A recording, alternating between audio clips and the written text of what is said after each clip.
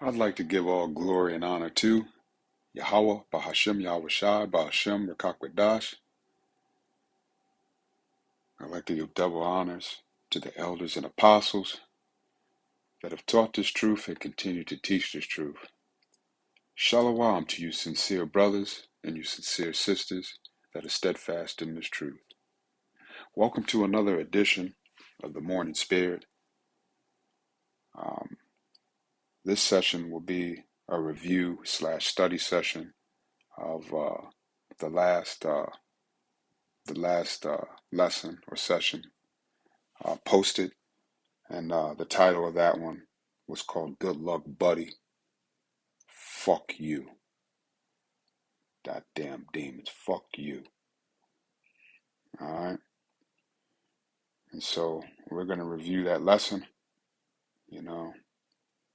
or we're going to review some parts or points in it and add on, correct, and highlight and dive in a little bit deeper on what was shared in that session. So without further ado, let's get to it. All right. Let's move on to the next precept, Isaiah 65 and 17. All right. All right. Where are we at here? Isaiah 65 and 17. Okay. For, behold, I create heavens and a new earth, and the former shall not be remembered. And actually, I missed a word in there. It should say, "For, behold, I create new heavens and a new earth, and the former shall not be remembered, nor come into mind." Let's continue. Nor come into mind. Okay. And so, wow, this precept right here hits on a lot. It hits on reincarnation. Yeah. We're not going to get into this lesson, but yeah, it's hitting on reincarnation. That's right. But to the point in this lesson is Yahweh creates all things. All right. And here in this precept, he says, I create new heavens. All right. And a new earth and form. And pardon me, and the former shall not be remembered nor come into mind. You know what else comes to my thought is that when we get into the kingdom, and the kingdom will be a new heaven, a new earth after the destruction, we'll lament what we did in this time frame, those of us that survive.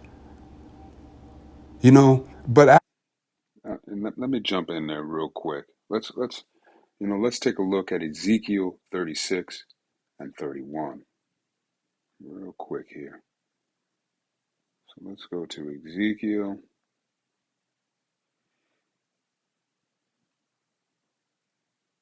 36 and 31, and it reads 36 and 31, Ezekiel.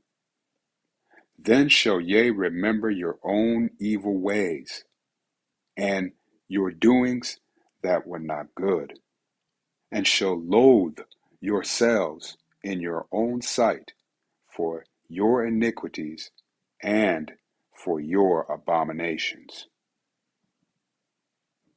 Okay, so let's continue. Let's get back and continue on with that.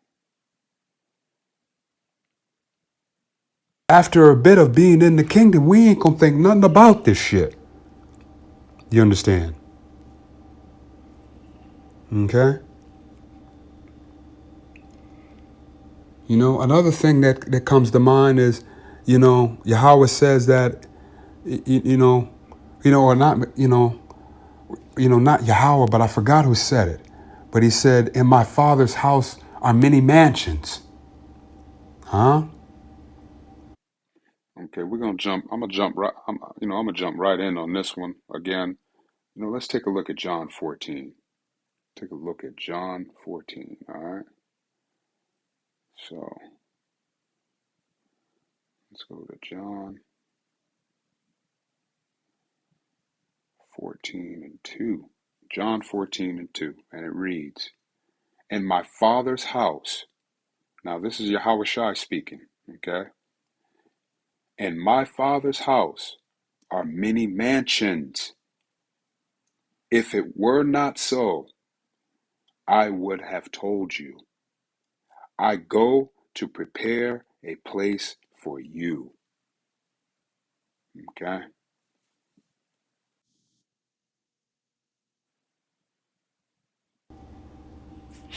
Huh? I create heavens, you know, and a new earth. In my Father's house, there are many mansions. All right. So, in other words, there's other planets and stuff out here, right? Now there, you know, I got a bit excited and was speaking as a man, you know, and basically I was saying in that point that, yes, there are other planets out here, but, truly what I was getting at was saying that, uh, one of these planets, um, that are out here, whether we know about it or not, might be an inhabitable planet, a place that we could travel to and live.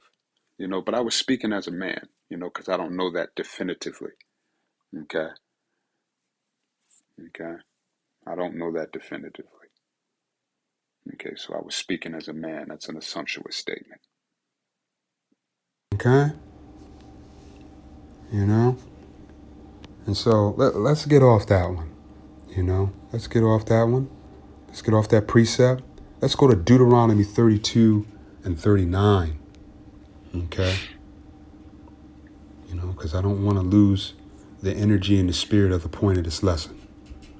So 32 and 39.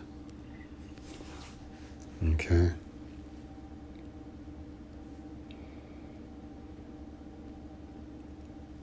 "See now that I, even I, am He, and there is no power with me. I kill, I make alive, I wound, and I heal. Neither is there any that can deliver out of my hand." All right? You know? And so if Yahweh, He kills, He makes alive, He wounds, He heals, right? And none can deliver out of His hand. And so, And so I just wanted to jump in there. I was just having a few thoughts here. Not only did Yahweh clearly state that He is the creator. Okay, he's our Father. He is the creator of this universe, of all things. Okay, of heavens, of earth. You know, He says that He heals, He kills, He makes He makes alive, right? And so ultimately, you know, for these higher wisdoms and this higher understanding, ultimately seek Yahweh, seek Yahweh, pray to Yahweh, talk with Yahweh. Okay.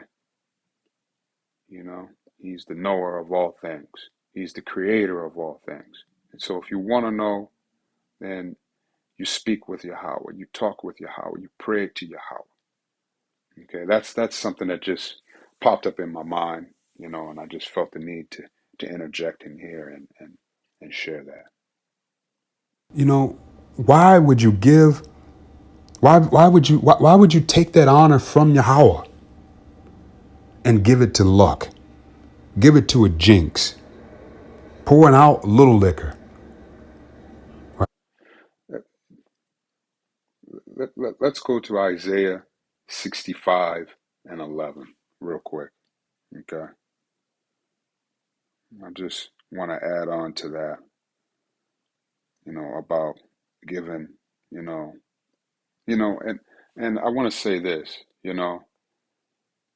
when we bring, when, when you say good luck, you know, or you jinxed me, or, you know, and pouring out a little liquor, you know, all of these, you know, are forms of of of of giving reverence to ideas and concepts other than Yahweh. Okay. Okay. So let's go to Isaiah 65 and 11, and then we'll expound on this a little bit more. Isaiah 65 and 11. Okay. And it reads,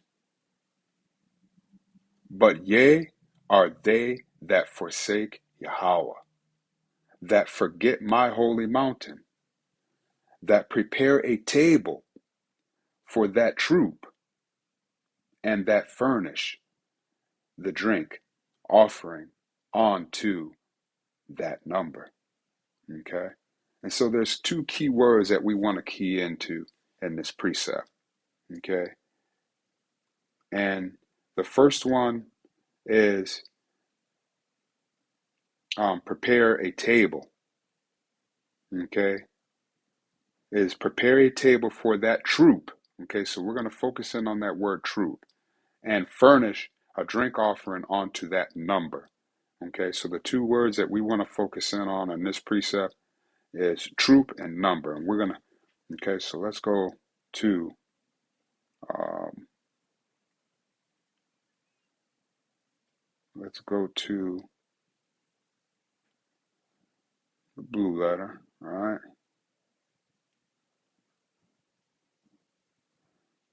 And let's go to, um,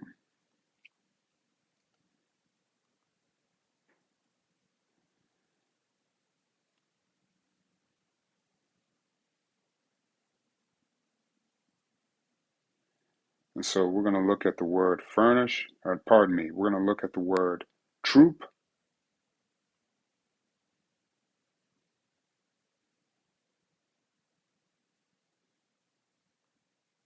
Strong's H 1408. Gad. Gad. Which means God of fortune, a Babylonian deity. Huh? And then let's look at the word number.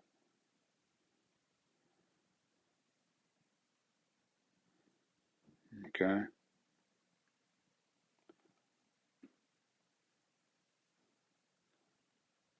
Strong's H 4507. Many. Many. Which means fate or fortune.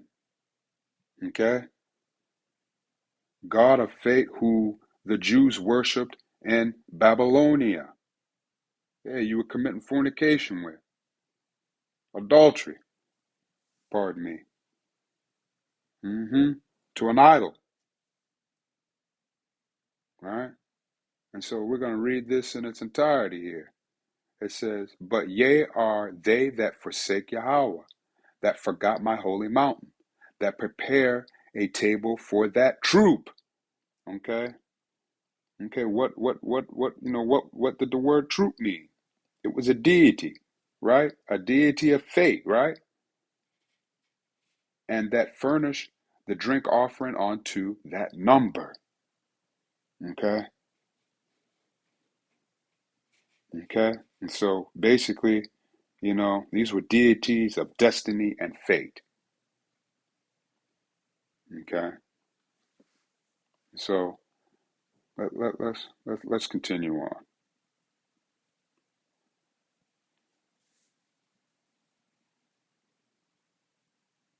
Right? As if that's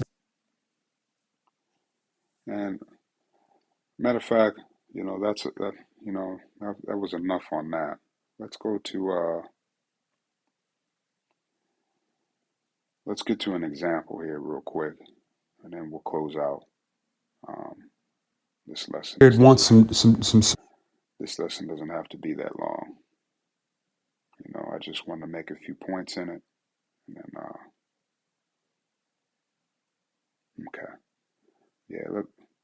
let's close out on that.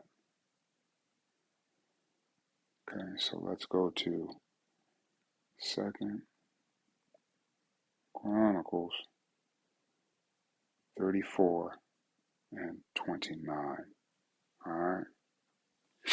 And I just wanted to share this, all right, before we get into this example.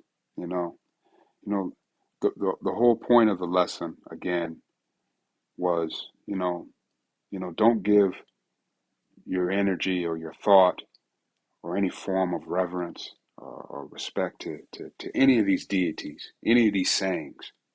Okay. All right. Don't give your energy to that. Give your whole being. Okay. Give your whole being. Give your whole heart. Commit your whole mind to Yahweh. Okay. Commit your whole mind, your whole heart to Yahweh. Okay. That's my point. Okay. All right. So let's get into this example, and then we'll close out. Then the king sent and gathered together all the elders of Judah and Jerusalem, and the king went up into the house of Yahweh, and all the men of Judah and all the inhabitants of Jerusalem, and the priests and the Levites and all the people, great and small. And he read in their ears all the words of the book of the covenant that was found in the house of Yahweh. And the king stood in his place and made a covenant before Yahweh to walk after Yahweh, to keep his commandments and his testimonies and his statutes with all his heart and with all his soul, to perform the words of the covenant which are written in this book. Okay? The point was in, that last precept. But I'm going to continue to read to the end. All right?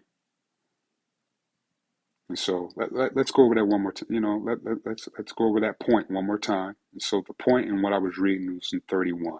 And the king stood in his place and made a covenant before Yahweh to walk after Yahweh, to keep his commandments and his testimonies and his statutes and his statutes with all his heart and with all his soul, to perform the words of the covenant which are written in this book. And he caused all that were present in Jerusalem and Benjamin to stand to it. And the inhabitants of Jerusalem did according to the covenant of our power, the power of our fathers. And Hosea took away all the abominations out of the countries that pertain to the children of Israel, and made all that were present in Israel to serve, even to serve Yahweh their power. And all his days they departed not from they departed not from following Yahweh, the power of their fathers. Okay? And so I hope that this lesson was nourishing, edifying. Thank you for listening. Shalom.